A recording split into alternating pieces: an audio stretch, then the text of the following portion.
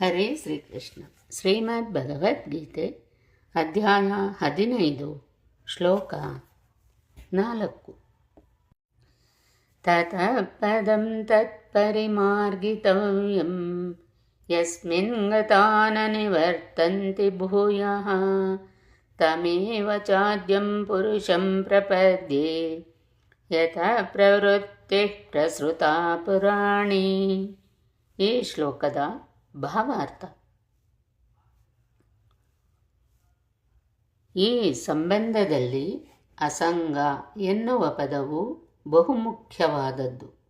ಏಕೆಂದರೆ ಜೀವಿಗೆ ಇಂದ್ರಿಯ ಸುಖದಲ್ಲಿ ಮತ್ತು ಐಹಿಕ ಪ್ರಕೃತಿಯ ಮೇಲೆ ಯಜಮಾನಿಕೆ ನಡೆಸುವುದರಲ್ಲಿ ಆಸಕ್ತಿ ಬಹಳ ಬಲವಾಗಿರುತ್ತದೆ. ಆದುದರಿಂದ ಅಧಿಕಾರಯುತ ಧರ್ಮ ಗ್ರಂಥಗಳ ಆಧಾರದ ಮೇಲೆ ಆಧ್ಯಾತ್ಮಿಕ ವಿಜ್ಞಾನದ ಚರ್ಚೆಯಿಂದ ಮನುಷ್ಯನು ಅನಾಸಕ್ತಿಯನ್ನು ಕಲಿಯಬೇಕು. ನಿಜವಾಗಿ ಜ್ಞಾನವಿರುವುದರಿಂದ ಕೇಳಿ ತಿಳಿಯಬೇಕು.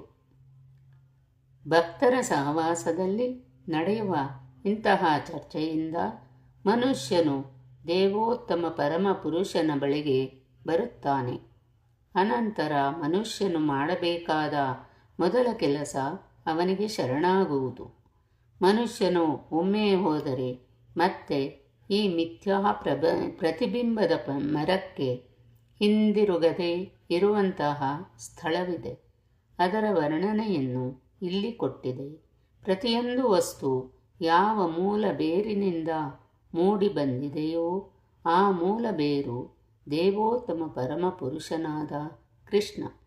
ಆ ದೇವೋತ್ತಮ ಪುರುಷನ ಅನುಗ್ರಹವನ್ನು ಪಡೆಯಲು ಮನುಷ್ಯನು ಶರಣಾದರೆ ಸಾಕು.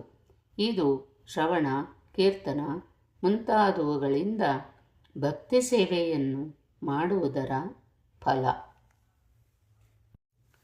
ಕೃಷ್ಣನಿಗೆ ಶರಣಾಗುತ್ತಲೇ ಮನುಷ್ಯನು ತಾನಾಗಿಯೇ ಈ ಐಹಿಕ ವಿಸ್ತರಣೆಯಿಂದ ದೂರವಾಗುತ್ತಾನೆ.